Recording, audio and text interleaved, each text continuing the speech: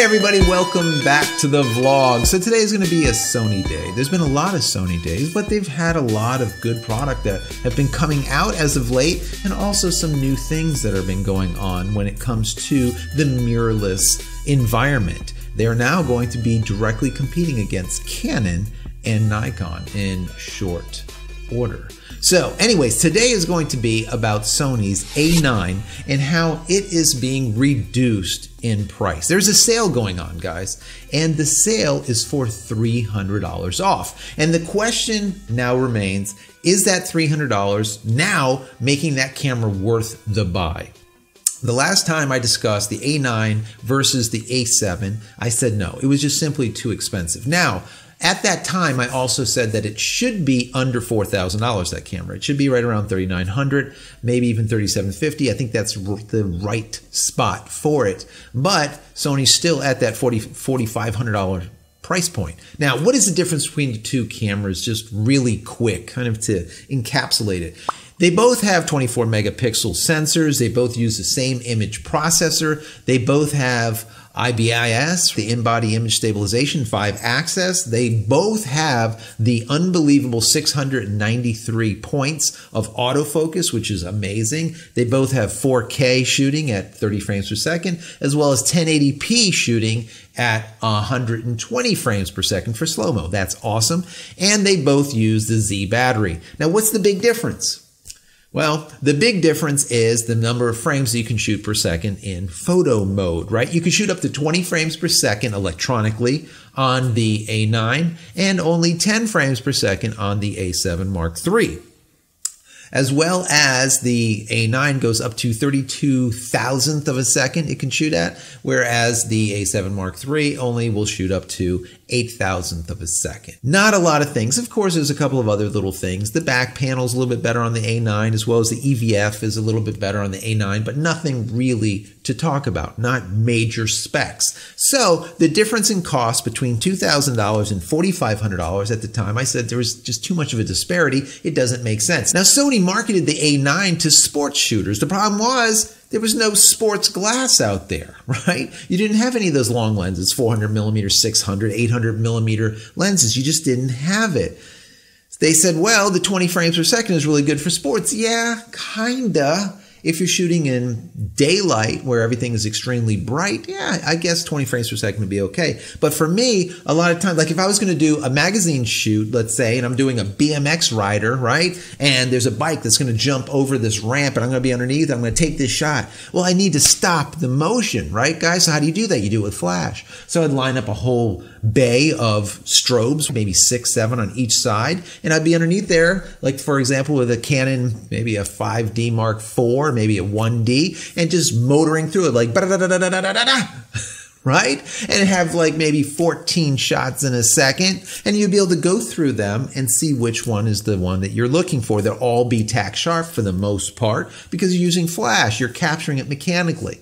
The problem is with the A9, if you go mechanically, that 20 frames per second goes all the way down to 5 frames per second, and now you're back to like 2005, you know, it's like, it just didn't make a lot of sense to me. So I really think that that market that they were going after really was the wrong market. Now, is the A9 an awesome camera? Absolutely. It does really well in low light. It's just a really good camera. But I think it feels like a first generation camera. I think the next generation of the A9 will be something spectacular. Not that this isn't, but I just think that the price point of what you're getting is really not there. And once they introduced the A7 Mark III, I think it was kind of like end of story. I mean, the A9 was put to pasture. That's my personal opinion, because you're looking at almost identical cameras. I mean, the A7 Mark III is the baby brother to the A9, right, guys? It's literally half the price. But the thing is, you're not getting half of the stuff internal to the camera. You're getting basically everything. Right? Sony did not neuter the A7 Mark III. So for me, the A7 Mark III is the best value.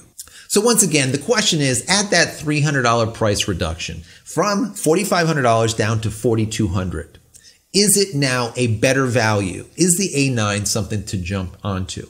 I personally think the answer is no. There is still not enough value there for that $4,200. It just simply doesn't have it. And now, when I was saying it needs to be under 4,000, right around 3,700, with the advent of the A7 Mark III, I think that number goes down even lower. I think that it's probably right around 3,200 now is a good price. I think it's $1,000 overpriced, the A9. Now, I want to know what you guys think. Do you agree with me? Do you disagree with me? Do you have an A9? I want some real world information on it, real world experience. Do you have an A7 Mark III? What do you think about it? What are your thoughts on it? Where do you think Sony stands between these two products? Do you think there's enough disparity between the two to warrant that $2,200 difference? Because I tell you what, guys, $2,200 will buy you a 24-70 f2.8 and have coin in your pocket, or even a 70-200 you can get at around that $2,200 price difference. And now you have an amazing camera with the A7 Mark III, and then you strap on a 70-200 and you have something really good there going on. So once again, that's my thoughts on it. I want to hear your thoughts. Do you think that the A9 is worth it as of yet? What do you think is the price range that it should be at that will make it a viable option for you to buy? And like I said, if you have the A9, please tell me about it. Let me know your thoughts on it, or the A7 Mark III. So that's it, guys. I just want to say thank you so much for subscribing. Everyone who's subscribed, there's like over 6,000 of you now. I cannot believe it. Thank you, thank you, thank you.